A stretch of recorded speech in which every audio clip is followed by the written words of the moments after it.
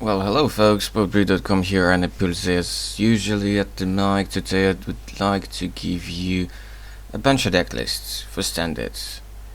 A lot of cool decks, a lot of really interesting takes on what you can do in this new format, what you can take as a starting base. And I've collected a bunch, and let's start from something that is on everybody's mind. That's black red aggro, madness, vampires, whatever way you want to call it. In my mind, this is basically just black red, like aggro, like only splashing black, and not playing even Drana, not really so much on the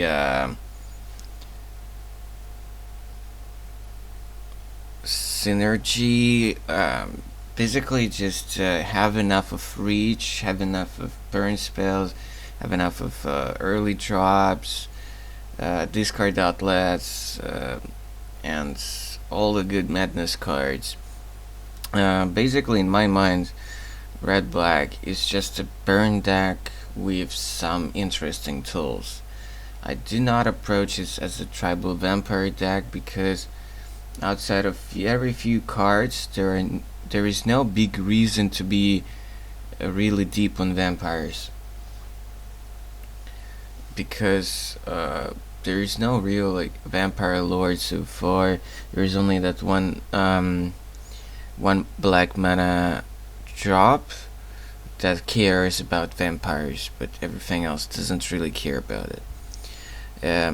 Okay, basically we start from our 1-drops. That's the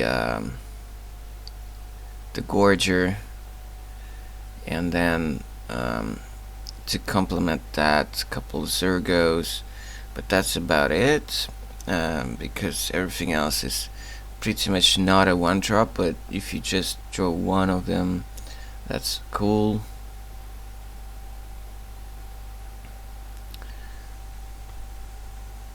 Then here and the Bloodseeker are your 2-drops, are your also discard enablers. You want actually a lot of them, because we are actually high on Mendes. Also, our discard outlet is Lightning Axe. That's another great card. Then, how do we actually use all of those outlets? Of course, 4 Tempers, but also among spells, 4 Elms, 4 Judgments, and 4 Firecrafts are concluded in the burn package. Also, of course, we have 4 Youths as a card that we want to pitch. And then we have played only 21 land because our curve is pretty low, even though we have 4 Judgments, but we don't mind it being just a fire, basically 2 damage spell. A lot of the time when it becomes a fireball, then sure, basically it's good either way. And then we have triple Olivia here. Maybe 4 for this deck is actually a bit too much in the more mid-range, more tribal-centric build, then maybe it's correct.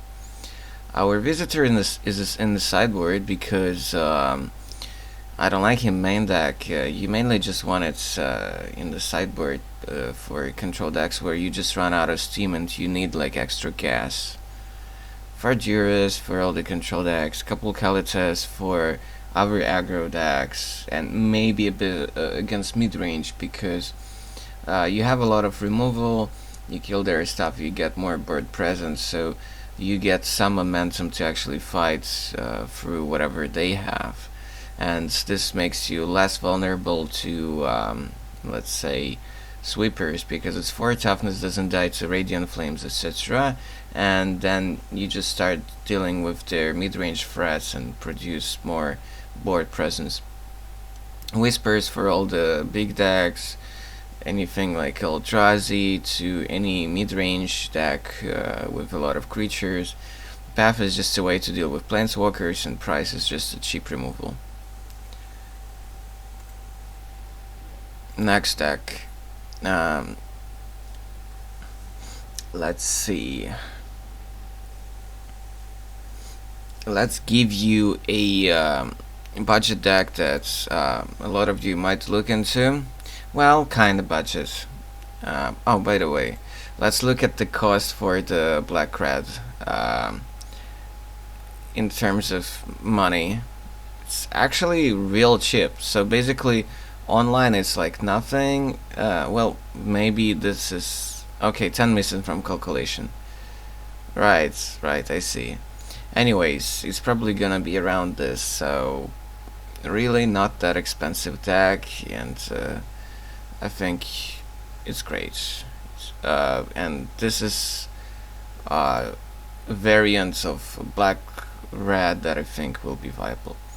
So mono blue control.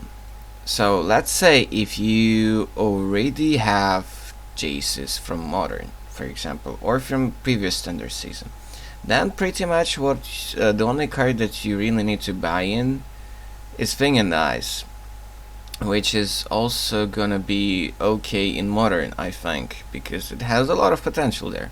So it's not a bad investment.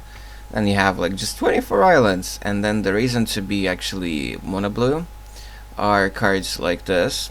Basically, you play a lot of spells, and then you play this, and you just spam the board with a bunch of 2/2s. Because you're mono blue, this is the pro draw board. That's not the reason. Okay, yeah, engulf the shore. So another reason to be mono blue, because you can just like bounce their whole team, bounce their whole ground. The rest are just dig spells and counter spells and bounce spells. So yeah, that's just a pro draw spell. That's digging. That's just bounce a guy. I'm not sure this is better here than you. Disperse. I think Disperse is probably better because Madness. Well, with Chases, yeah, okay, maybe it's better, but I'm not sold. Maybe the new Spirit Disperse is better, because the Madness here is not really a big deal. Epiphany is but you want to pro draw like real big times, so that's fine.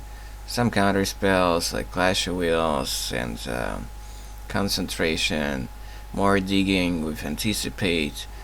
Maybe this deck needs more permission, more counter spells. I don't know, but I like it. I don't know yet what you should be playing in the sideboard for this deck, but you can probably figure it out.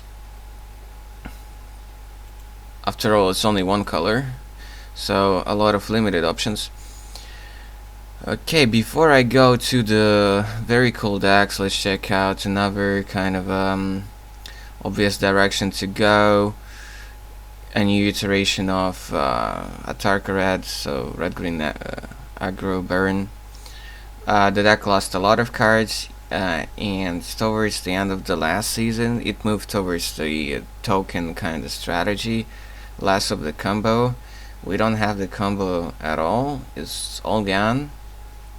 So we have to rely on actually killing our opponent with what do we have on board and some burn spells.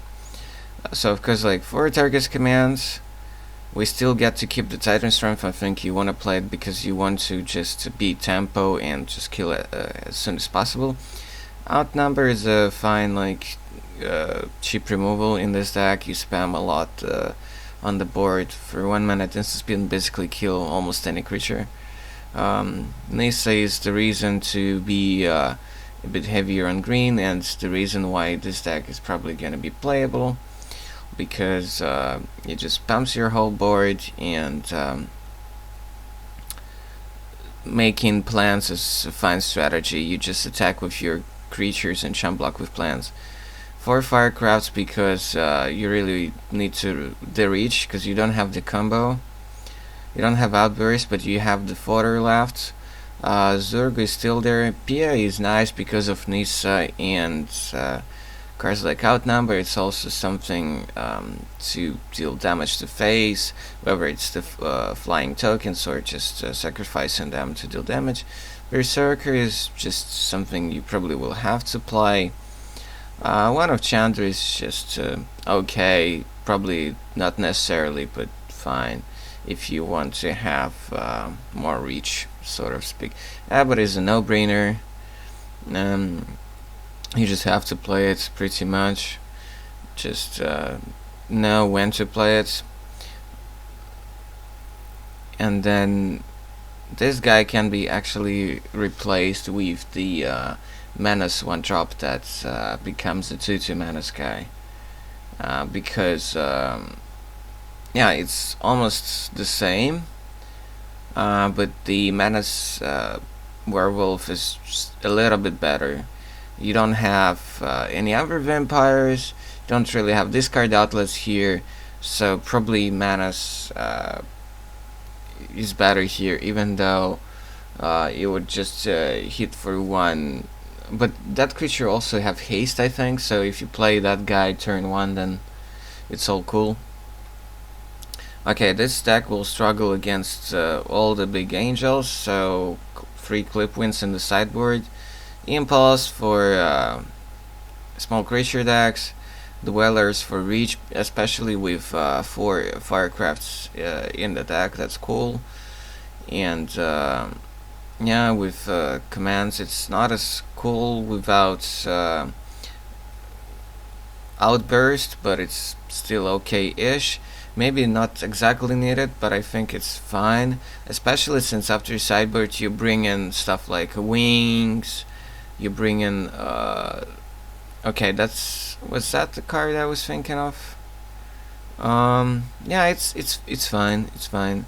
I actually think I meant some other cards here, but this might still work. I think I meant Magmatic Chasm in this slot here, but this also could be cool because of Nisa, Pia, Fodder, things like that. But I think this should be Magmatic Chasm for reach. A couple of roasts, of course, won't hurt. Good way to remove guys. Abandoned Volley is another possibility. Berserk and Regent are for slower control-ish decks. You probably don't side in Berserker against mid-range, but you side in, I think, both against control-ish blue decks. Okay, moving on. Next deck. Let's go to one spicy but strange deck that I drafted, inspired by some other deck lists in the public. This is black-green rock around all the synergies for where is it? This guy? Well, this creature I would rather say. Hold on a minute. So yeah, it's just a one-off here because you can tutor for it multiple ways, and it's a even though it's a legendary.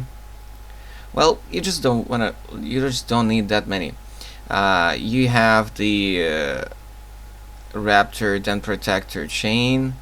You have the Mana Dorks that become Death Touch. You have this as a spicy card that can let you bring back the Froggy or some other juice. Hangerbreath Walker to activate Delirium mainly.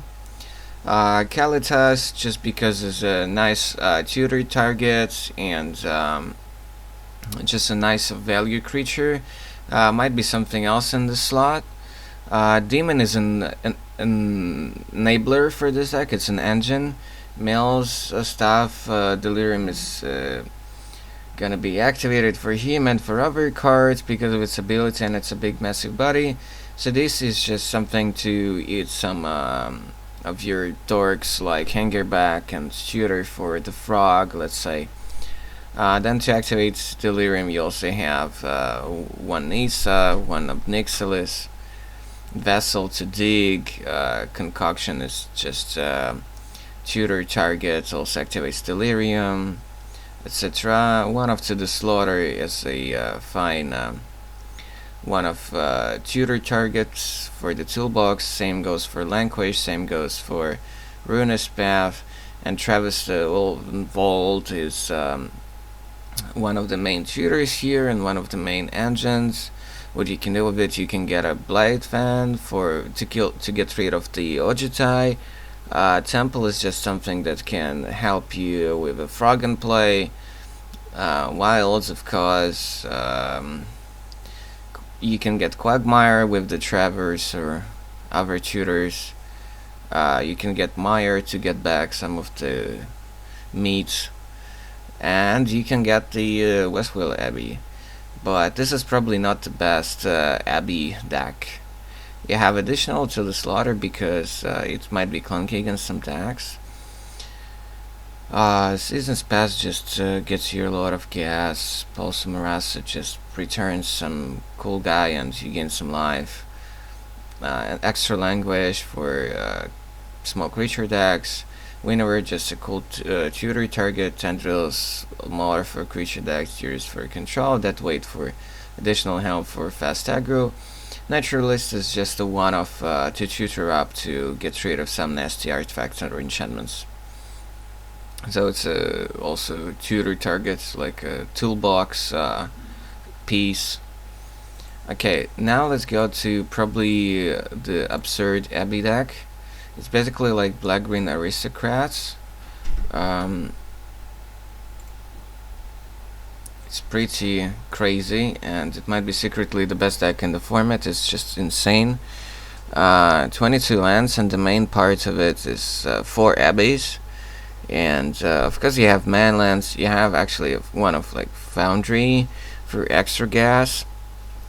Look, it's actually aristocrats kinda deck, or not exactly a ramp deck. Well, in a way, it's more of a creature combo deck. It's like playing elves all over again, with the power level of the elves in Legacy and Modern, kind of.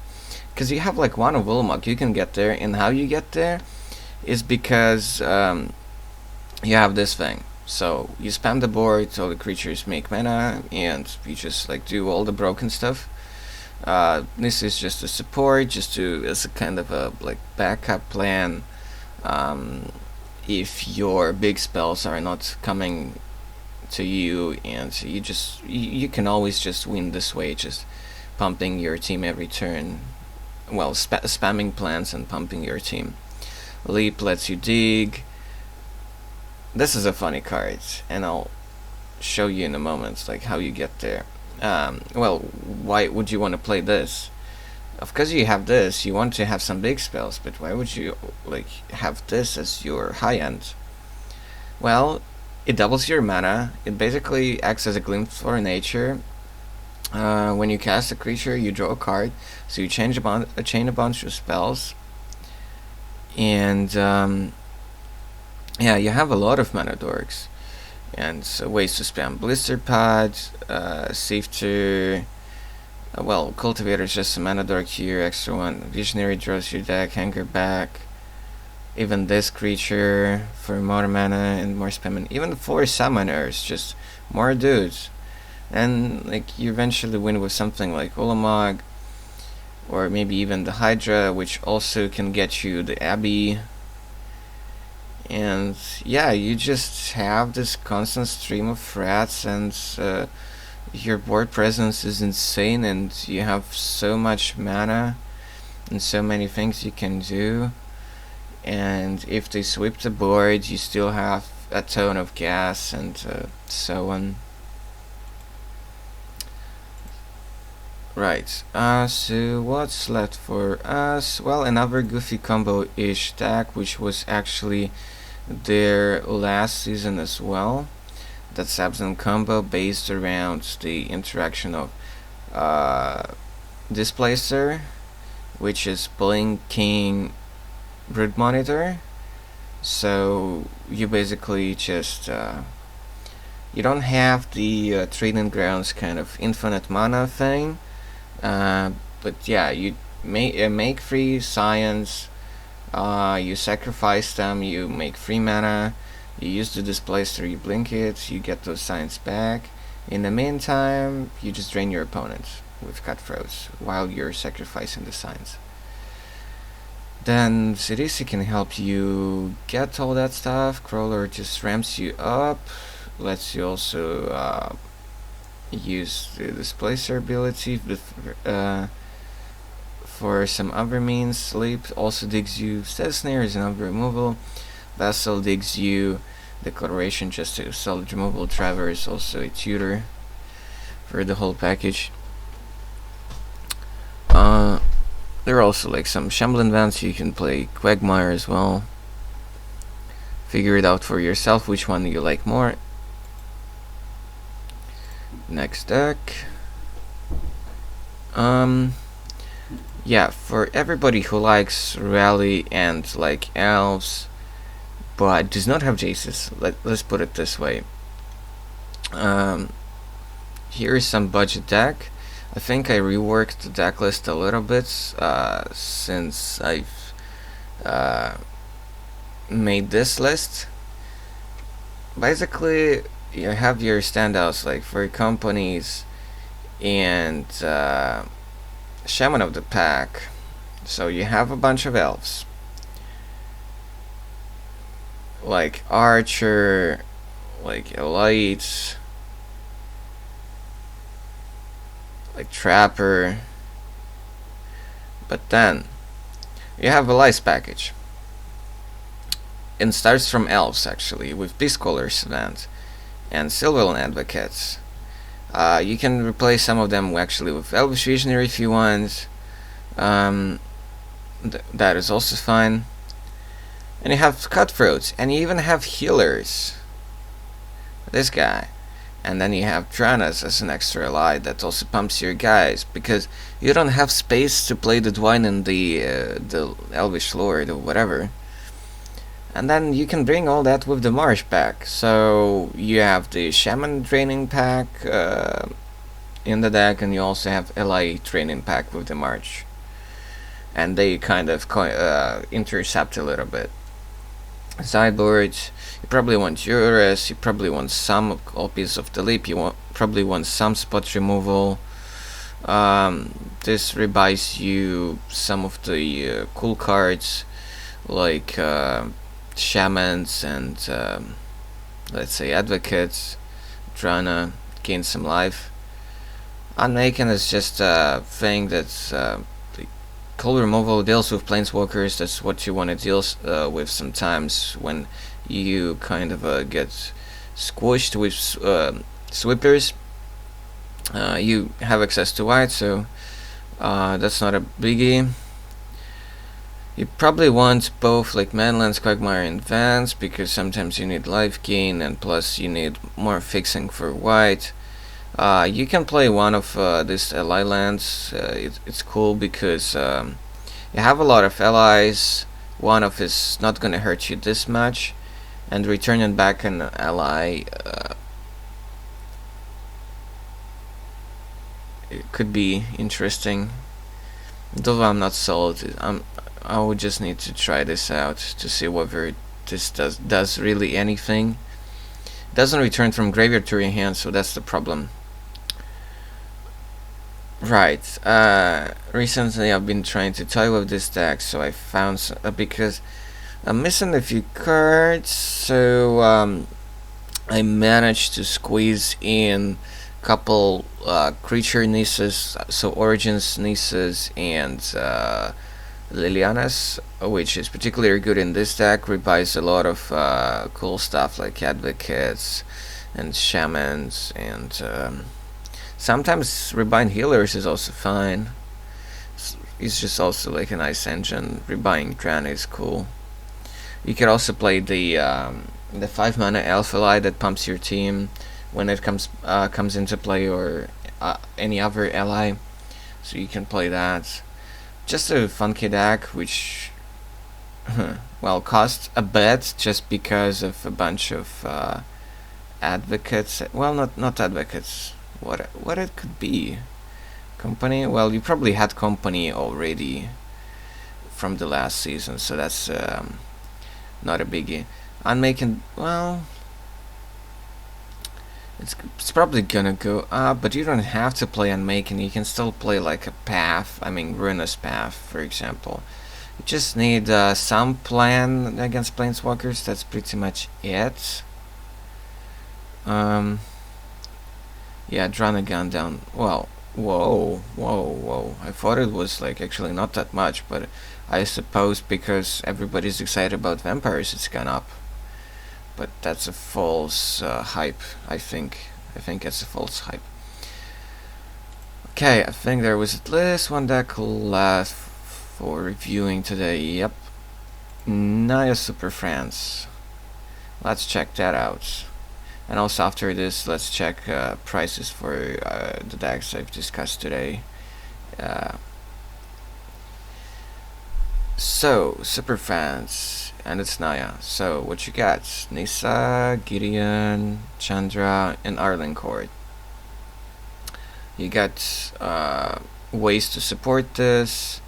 With off of Chandra, nice removal spell. Off of Nisa to dig for everything, and it fixes your mana to cast Planeswalkers. Snare is a go-to removal spell for this deck, pretty much. Plus you have Declaration of Stone, you could play Silk Wrap as well.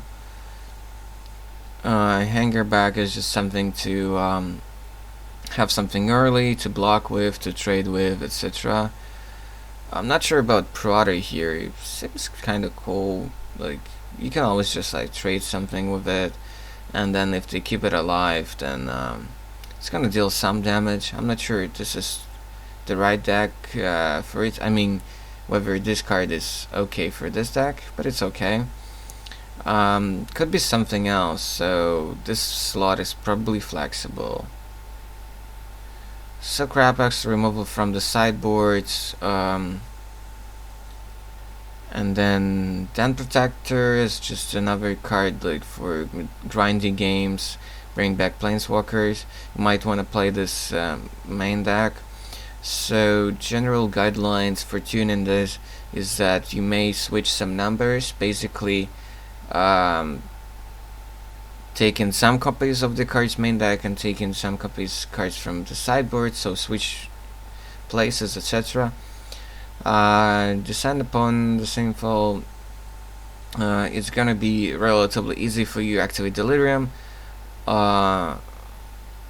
because that might be a land plus planeswalker plus sorcery plus enchantment or instance. Well, you can't really let's say get lands into graveyard. Well, you can play Evolving Wilds over value lands like this, and oh yeah, this can go to graveyard. So yeah, and because of Hangerback Walker you get artifact creatures, so yeah, activating Delirium is pretty easy with this deck, and it's a sweeper plus a buddy. Then Lane Valor for extra life gain and grindy games as well. Now here is just a value card. If you want some more pro draw, some hard to deal with thing, you can side her in, but it's probably not a main deck card for this deck because it doesn't actually provide pressure. It gets you to cycle through things, but it doesn't just provide a threat every turn like other planeswalkers. Flames to clean up, small aggro. Sigarda is a cool card out of the sideboard. Just more threats against decks where you don't really need all that removal and dirtling.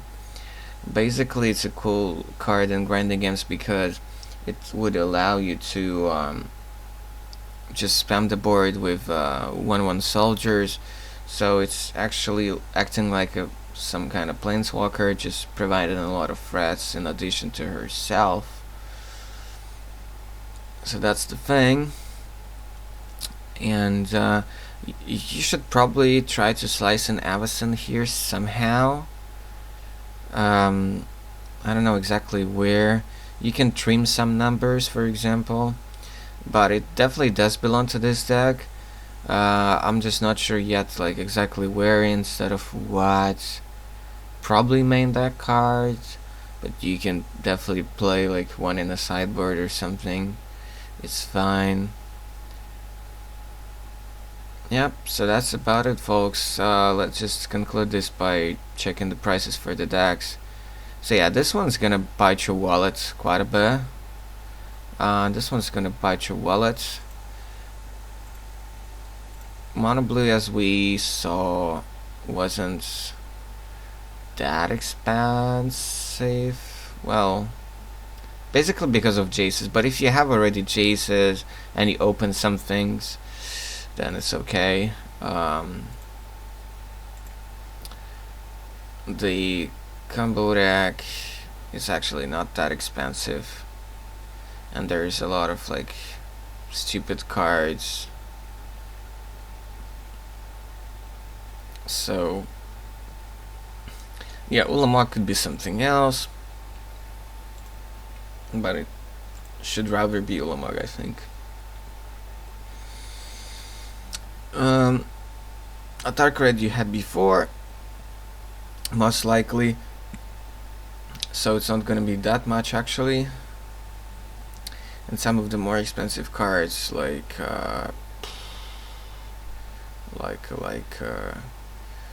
well, it's pretty much just Nisa, but you maybe already had it already.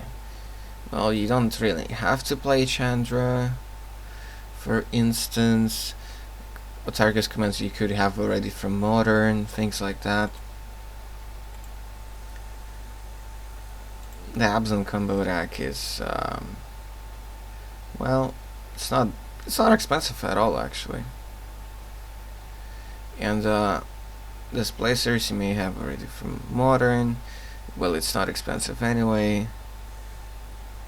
Declaration, well, it could be something else. It doesn't have to be that card, for example, but you need Traverse, that's for sure. That's for sure.